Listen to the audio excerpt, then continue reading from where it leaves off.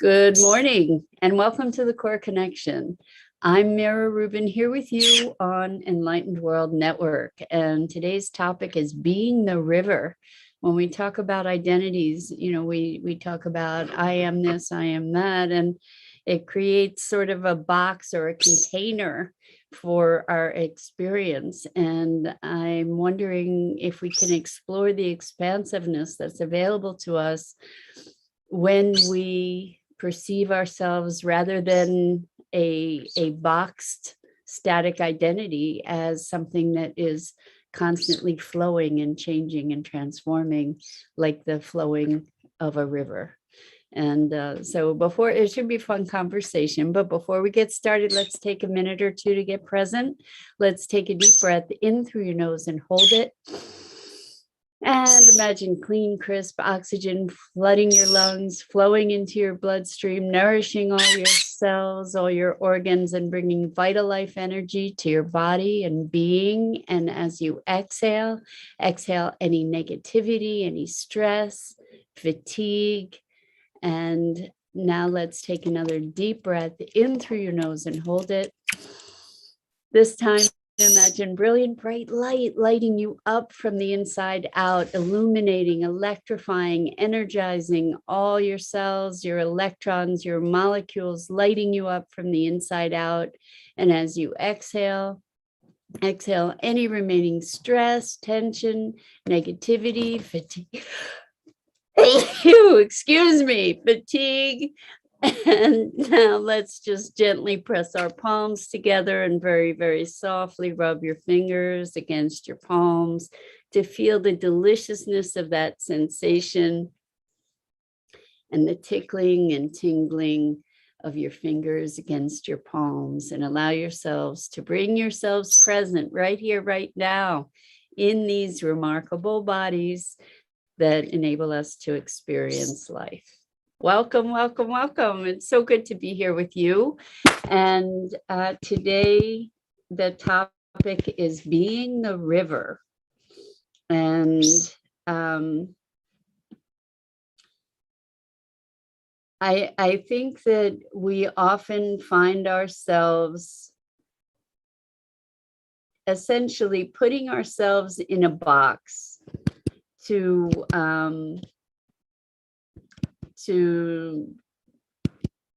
give ourselves maybe a stronger handle on reality or control or the unknown. If I can say I am this, I am that, I am the other, then I have something to work with there that's solid and strong and factual. And in fact, maybe it's not really the case. Maybe, good morning, Rosalind. So good to have you here. Thank you for chiming in, and welcome to everybody who's joining us. I think we get to look at this notion of identity, and I'm this kind of person, I'm that kind of person, this is what I do, this is who I am, that's what I believe. And it was really interesting in a session with a client yesterday. What came up is they were saying that they were always looking for who they were, to find themselves. And what we realized is that there was this desire to define, not just find, but define themselves. And we identified that that's actually kind of creating a box for yourself, right? Like, this is who I am. I'm an artist, I'm a painter, I'm a teacher, I'm a this, I'm a that.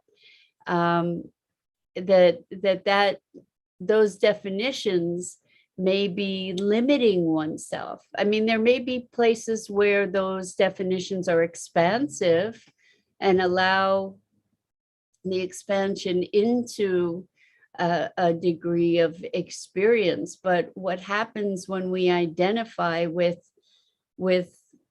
anything is that in some respect, it creates a limitation for ourselves. And so what we came up with, and what we came to the awareness of, is that the truth of the matter is really more that who we are is the river. You know, there may be certain scenery around the river that's the same. There may be certain rocks that are the same. You know, those might be the things that allow us to recognize our preferences and part of the territory, you know, like creativity or curiosity or spirituality or whatever. These are characteristics of the terrain through which the river runs.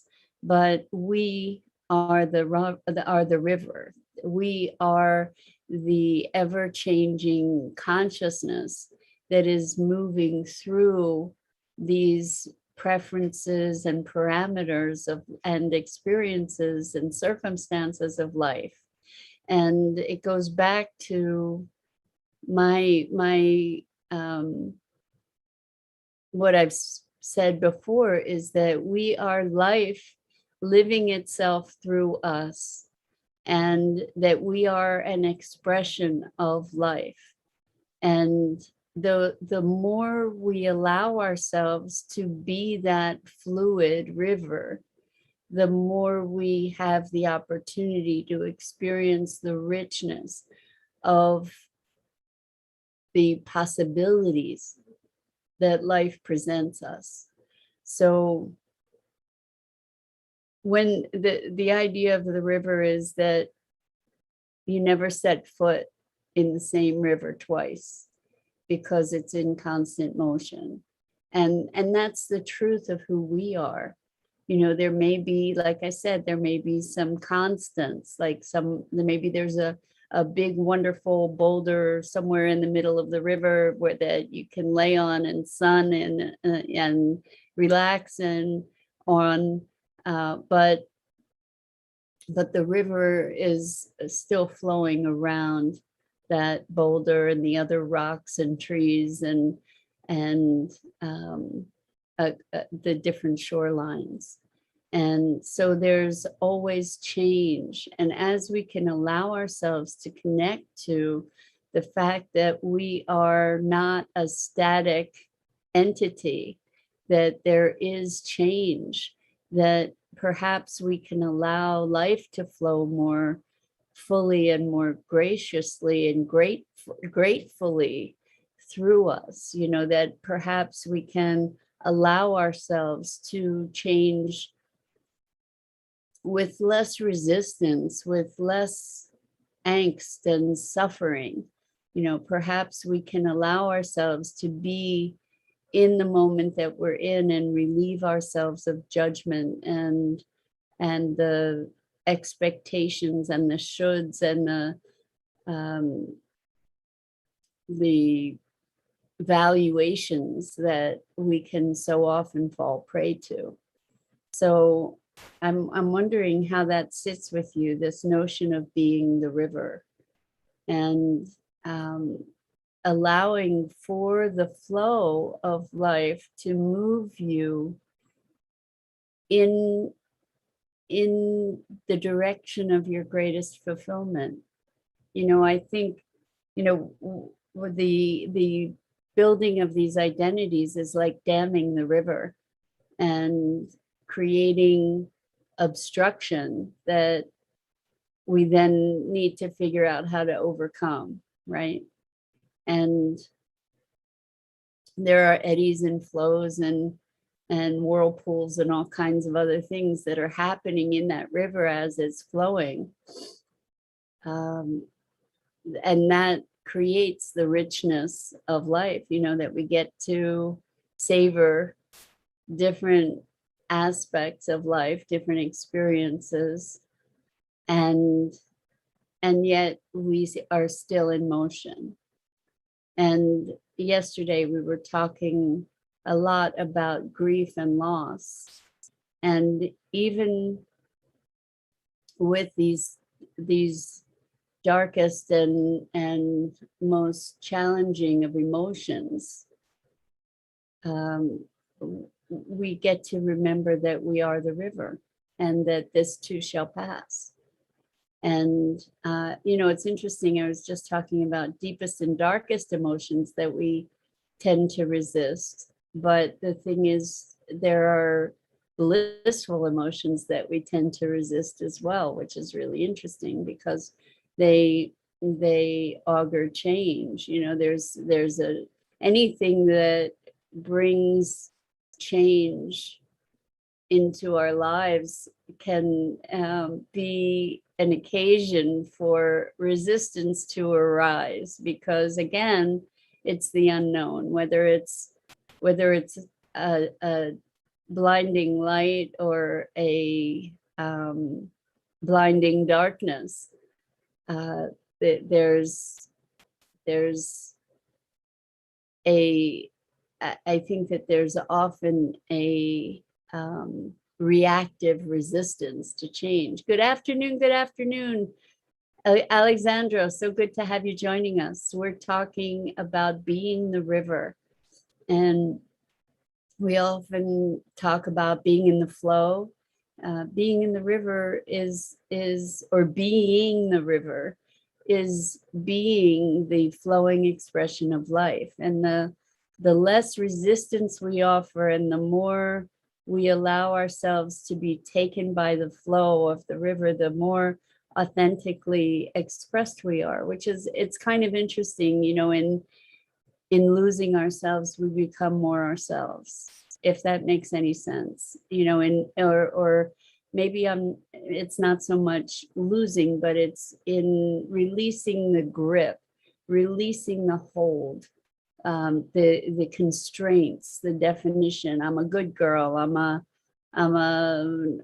entrepreneur. I'm a strong woman. I'm a whatever it is we are, or perceive ourselves to be. Recognize that those things are the boulders and the stones in the river that maybe shape the flow, but we in our essence are the river that is coursing around the trees and the rocks and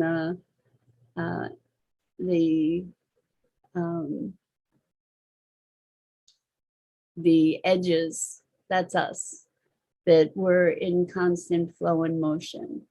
And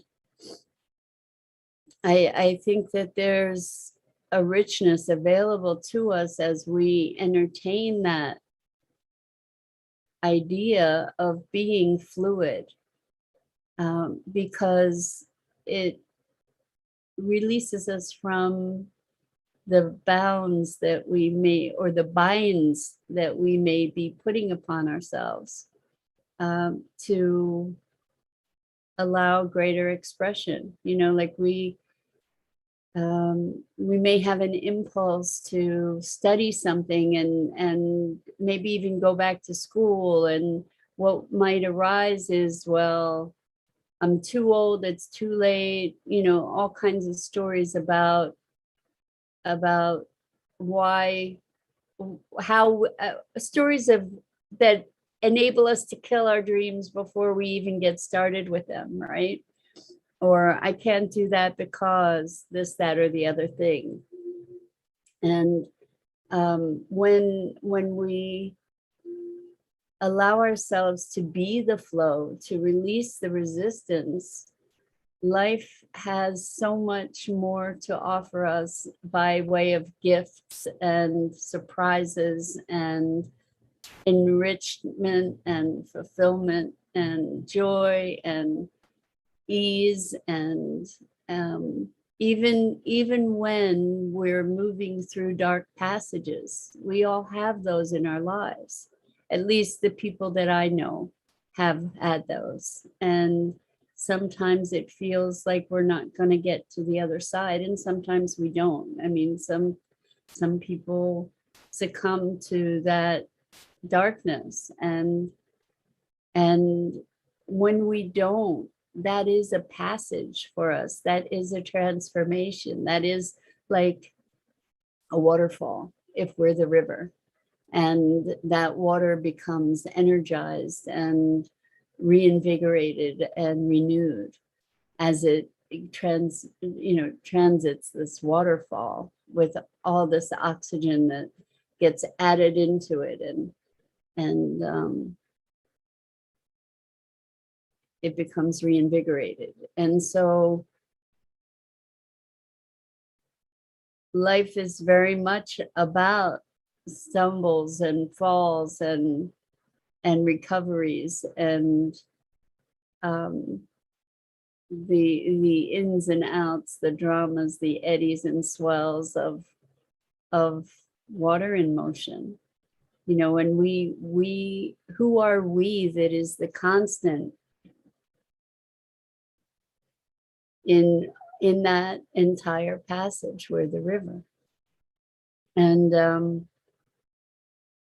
I was talking with a client the other day who was mourning the loss of innocence, the loss of her innocence. And I can relate to that. I mean, there have been times in my life where I look back and see a self that was naive and had a certain innocence and purity, and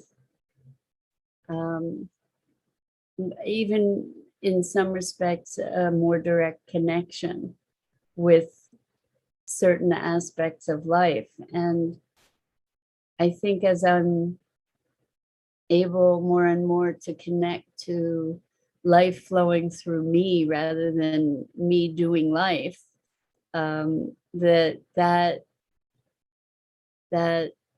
presence, that innocence is making itself known again. So Alexandra says, I was just thinking about this the other day. We're stronger than we know, and we hold all the answers within us. It's true. And so it's really true. We are stronger than we know, and we do hold all the answers. Now, the thing is, I don't know if we hold the answers or the answers flow through us. And I think that might be an important distinction. And I'm going to give an example that I've noticed in the work that I do. I developed a process called core connection, and it's a very profound transformational process, more profound than anything I've ever seen before, on a reliable basis, like a time after time after time type basis. And the reason that it works is because it is guided by the intelligence, the inner knowing of my clients. And so you have the keys to unlocking the tangles that we make in our own minds, right? We each have the keys. Anyway, so part of the process is me reflecting back to my clients what they've been saying and what their experience is as they spoke it. So just sort of parroting it back in a way. But the thing is that I am able to access that information. And the reason I'm able to access it is pretty much because I allow my mind to disengage. My thinking, I'm not so busy thinking about what it is or trying to remember it. I'm just being in that flow. And when I sometimes I even allow myself to distract my conscious brain so that I can reflect back accurately what came from the client. So it's really, in a way, it's counterintuitive, because we believe that these minds of ours are the thing that is what allows us to figure things out, that allows us to navigate our way through. And what I'm finding more and more is that as we let go of the reins more and more, when we're connected, and please, I want to be very specific about that caveat. When we're connected and we let go of the reins, then life flows in a way that is filled with much greater ease, and life then flows. It just flows, and we get to be that expression of life without needing to assert our own identity, so to speak. You know, that the more we disappear, the more we're here, if that makes any sense at all. I hope it does. The more the I that wants to control and direct and define things lets go of the reins when I'm connected, then the more life will flow. And the more, ironically, the more will be made manifest in the world. You know, like the doing that arises out of that is not a premeditated, predetermined list of things to accomplish. It's an unfolding of life. You know, it's so interesting because there are plenty of things for me to do. I could have a very long to-do list, and when I do have a very long to-do list, what I find is that I get overwhelmed and oftentimes do less. And that may just be me. I know that a lot of people find comfort in a to-do list, but then the thing is, with that to-do list, it's very tempting to become a human doing rather than a human being. And as I have been being more of a human being, I'm noticing that like things are getting done that I couldn't get myself to do previously. You know, like if I said, I'm going to do this and I made an objective and a goal, what would happen for me is that I would resist it. I would rebel. I would say, no, you can't make me do anything I don't want to do. And now it's just sort of emerging. The things that are getting done are just sort of emerging from me. So Alexandra says, we hold the answers, but we have to learn to flow. It's true. Well, you know, and you're saying let go, less doing, more being, and which is ironic. We have to unlearn the holding on, unlearn the doingness, and dance with the rhythm of life. Beautiful, beautiful, beautiful, Alexandra. So I interjected my own in the context of what you said, but you said it so beautifully. So I'm going to repeat it. We hold the answers, but we have to learn to flow, let go, less doing, more being, and dance with the rhythm of life. Exactly. And when we are in the dance, we become the dance rather than the dancer. So what I recognize here is that the dance dances us.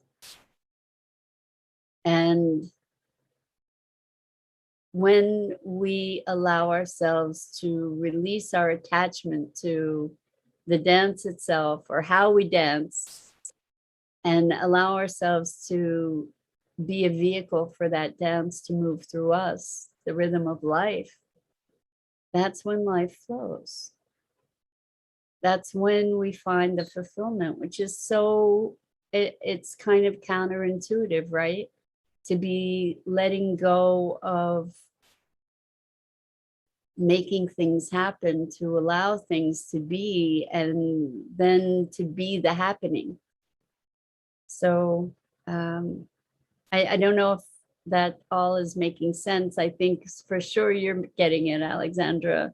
And I don't know if you just already had it, or, I'm speaking to the choir here, but yeah, I think that that's the path to grace, is finding the way to let go, or to connect with that flow of life that moves us, rather than us trying to move life. Because when we are trying to enact our will, our conscious will anyway, on the world often resists, right? But when we are connected to our soul song and our intention and our joy and our inspiration, that's a whole different form of movement. That's a whole different energy to which life responds, and responds with elegance and grace. And so that's the invitation for today, is to be the river, to allow the flow. And this is part of what we were talking about in processing grief and other challenging emotions, any emotion really, is that when we allow ourselves to presence ourselves fully, without the story and without the judgment, that even that darkness will move through. And we get to let go of the impatience that might arise around it, to say, I just want this to be over. I want to feel better. Or I want to be able to do something. And this notion of beingness is so simple, and not necessarily easy. And I recognize that, and I acknowledge all of you who are engaging in that endeavor, to find more presence and more connection with the song of your soul, because that's what it's really about. That's really the point, as far as I can tell. I mean, it is to be connected to the life that wants to live itself through us, and we get to be the vehicle. So with that, it's another wonderful morning, and I thank you so much for being here and participating, and holding the space of heart and mind for these kinds of conversations. Hopefully they're expansive. That's the idea for all of us, right? That together we get to expand into a new dimension of consciousness and being, and to be the change that we want to see in the world. So with that, I'm Mira Rubin. This is the Core Connection, and I go live each weekday morning here on Enlightened World Network on the Facebook page. And I invite you to check out the other awesome programming on the Enlightened World Network, on Enlightened World Living and EWN One with the Earth. And again, it's such a gift and a privilege to be spending these mornings with you. And I'm so grateful. So until next time, let that river